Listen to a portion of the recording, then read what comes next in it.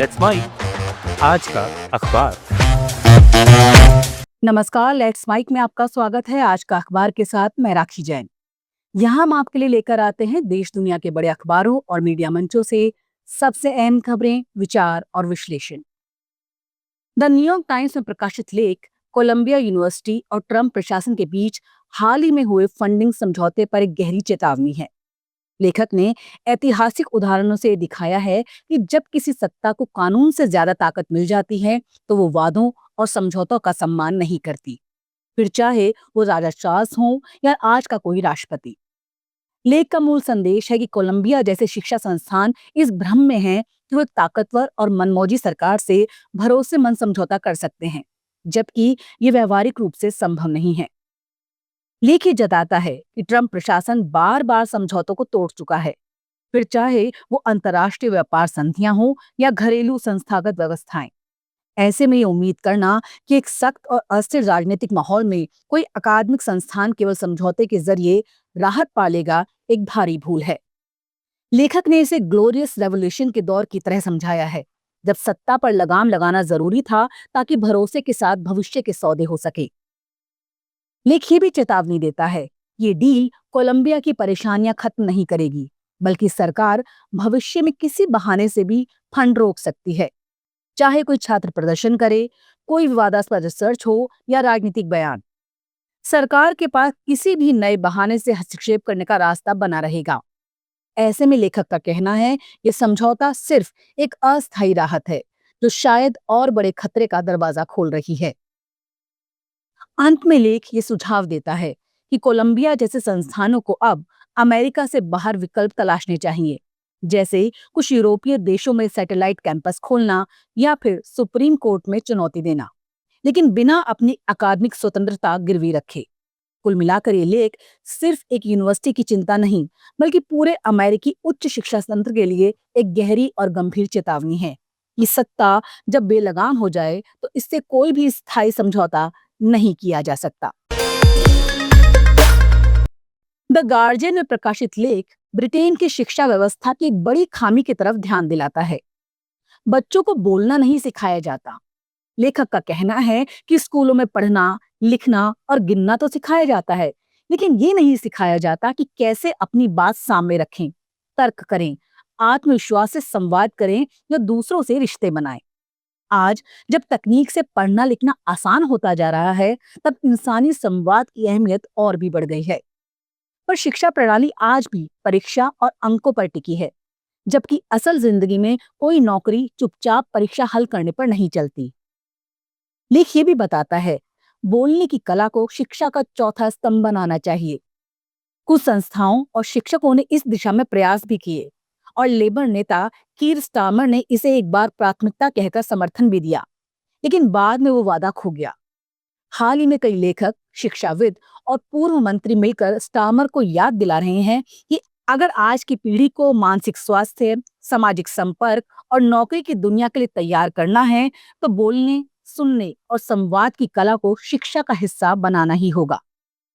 लेख दरअसल ये कह रहा है कि जिस तरह शिक्षा व्यवस्था आज भी पुरानी लकीर पर चल रही है, उसमें बदलाव लाने की सख्त जरूरत है। बच्चों को सिर्फ जानकारी नहीं, बल्कि संवाद करना भी सिखाना होगा, वरना हम एक पूरी पीढ़ी को ऐसे समाज में छोड़ रहे हैं जो बोलना ही नहीं जानती, ना नौकरी में, ना जीवन में। अल जजीरा में प्रकाशित लेख मुख्य रूप से मिस्र के उन युवाओं और परिवारों की कहानी बताता है जो आर्थिक संकट, सीमित अवसर और यूरोप के बंद होते सीमाओं की वजह से अपनी पारंपरिक मंजिल के बजाय अफ्रीका के दक्षिणी देशों, खासकर तंजानिया की ओर रुख कर रहे हैं।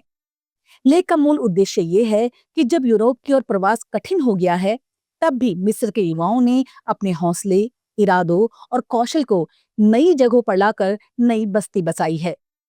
लेख मिस्र से आए गिन्हा और अल शफी जैसे उदाहरणों के जरिए दिखाता है कि कैसे वो तंजानिया में आकर अपने व्यवसाय खड़े कर रहे हैं, रोजगार दे रहे हैं, स्वदेशी लोगों से रिश्ते बना रहे हैं और बिना किसी सामाजिक सांस्कृतिक बंदिश के अपना जीवन जी रहे हैं।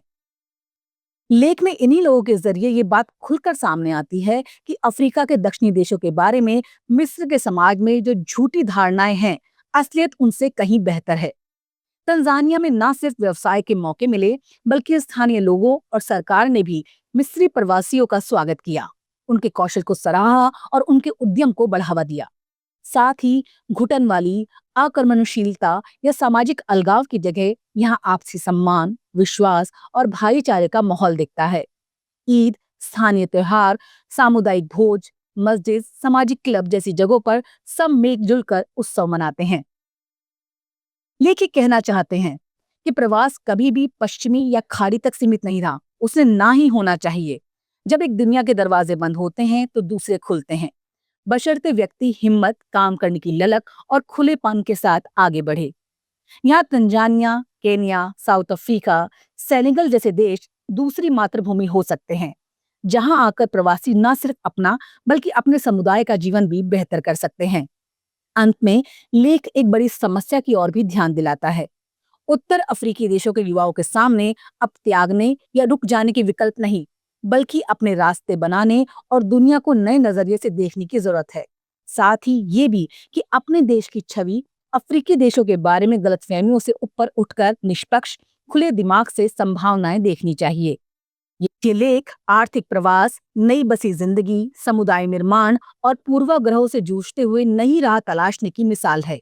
ये चाहता है कि मिस्र से लेकर पूरे दुनिया को ये याद रहे, किसी भी जमीन पर कामयाबी, सपने, रिश्ते और स्थानीय आतिथ्य के रिश्ते ही जीवन को दूसरा घर बना देते हैं, भौगोलिक सीमाएं या पहचान नहीं। द हिंदू में संपादकीय इसलिए लिखा गया है ताकि दुनिया का ध्यान एक बार फिर सीरिया में उभरते कट्टरपंथी शासन और बढ़ती सांप्रदायिक हिंसा की तरफ खींचा जा सके। लेख ये दिखाता है कि किस तरह सीरिया एक बार फिर उसी पुरानी खतरनाक दिशा में बढ़ रहा है, जहां अलग अलग धार्मिक समुदायों के बीच खाई और हिंसा बढ़ रही है। अब सीरिया में सत्ता हयात तहरीर अल शाम जैसे इस्लामवादी जिहादी संगठन के हाथ में है, जो पहले अल कायदा से जुड़ा था। इसके नेता अहमद अल शरा ने सभी समुदायों को सुरक्षा देने का वादा किया था, लेकिन हकीकत में अल्पसंख्यकों जैसे अलावी, ईसाई, शिया और ड्रूज पर लगातार हमले हो रहे हैं। मार्च में अलावी समुदाय पर हमला हुआ और अब जुलाई में ड्रूज बहुल इलाके सवेदा में नरसंहार जैसी हिंसा हुई है। लेख ये समझाने की कोशिश करता है कि शरा का केंद्रीकृत इस्लामी शासन बनाने का प्रयास सीरिया को एक बहुलवादी और शांतिपूर्ण देश बनाने की बजाय फिर से धार्मिक टकराव और टूटने की कगार पर ला रहा है। इसी अराजकता का फायदा उठाकर इजराइल भी बमबारी कर रहा है, जिसे वो अपनी सुरक्षा कहता है, लेकिन ये हस्तक्षेप और भी अस्थिरता फैला रहा है। संपादकीय का असली मकसद है दुनिया को आगाह करना कि अगर अभी भी कट्टरपंथ और सांप्रदायिक हिंसा को नहीं रोका गया तो सीरिया और गहरे संकट में डूब जाएगा। लेख ये भी सुझाता है कि सीरिया की शांति का रास्ता केवल एक समावेशी, सबको साथ लेकर चलने वाली राजनीति से ही निकल सकता है, न कि बंदूक और कट्टरपंथ के जरिए। द वायर में प्रकाशित लेख प्रसिद्ध रंग निर्देशक रतन थियाम को एक दर्शक की स्मृति के माध्यम से श्रद्धांजलि देते हुए लिखा गया है। लेखक सिर्फ उनकी रंग प्रस्तुतियों की खूबसूरती और गहराई की बात नहीं करता, बल्कि उनके भीतर बैठे संवेदनशील, साहसी और सच बोलने वाले कलाकार को सामने लाता है। लेख दिखाता है कि रतन थियाम केवल मंच तक सीमित नहीं थे, वो समाज, राजनीति और अपने समय की बेचैनियों को अपनी कला में जीते थे और उस पर मुखर होकर प्रतिक्रिया भी देते थे। जब मणिपुर जल रहा था और देश चुप था, तब रतन थियाम अकेले थे जो सत्ता से तीखे सवाल कर रहे थे। लेख में उनके कई नाटकों की चर्चा होती है, जैसे राजा, मैकबेथ, अंधा युग, उत्तर प्रियदर्शी, जिनमें सामाजिक संकट, सत्ता की लालसा और मनुष्य की आत्मिक पीड़ा को मंच पर उतारा गया। उनके प्रयोग रंग भाषा, अंधेरे का प्रतीकात्मक प्रयोग, तकनीक और लोक परंपरा के मिश्रण को भी लेख में खूबसूरती से उकेरा गया है। लेखक ये भी बताता है कि रतन थियाम की प्रस्तुति केवल दृश्य चमत्कार नहीं होती थी, बल्कि उनके पीछे गहरे विचार और समय की चिंताएं होती थी। लेख इस सच्चाई को भी सामने लाता है कि कोविड और सरकारी उपेक्षा के बाद जैसे जैसे संसाधन कम होते गए, रतन थियाम जैसे कलाकारों की मुश्किलें बढ़ती गईं। रंगमंच चलाना, कलाकारों को संभालना, अनुदान की अनिश्चितता, इन सब से वो पीड़ा में थे। बावजूद इसके उन्होंने कभी अपने सरोकार से समझौता नहीं किया। यहाँ तक कि अपने अंतिम दिनों में भी वो देश के मीडिया और समाज की चुप्पी पर सवाल उठा रहे थे। लेख का उद्देश्य केवल रतन थियाम को याद करना नहीं, बल्कि ये सवाल उठाना है कि क्या हमारे समाज और सरकार के पास अपने ऐसे बौद्धिक और सांस्कृतिक धरोहर को बचाने की कोई योजना है? क्या हम केवल मंच पर उनके अभिवादन को ही देखते रहेंगे या उनके विचारों को भी मंच देंगे? इस लेख के केंद्र में एक पीड़ा है, एक कलाकार की पीड़ा, जिसकी आवाज बहुत दूर तक गूंज सकती थी, लेकिन जिसे हमने सुना नहीं। लेख उसी अनसुनी आवाज को एक बार फिर सुनाने की कोशिश है। आज का अखबार में इतना ही। देखते रहिए, सुनते रहिए। Let's Mic. नमस्कार। आप सुन रहे थे Let's Mic more than radio.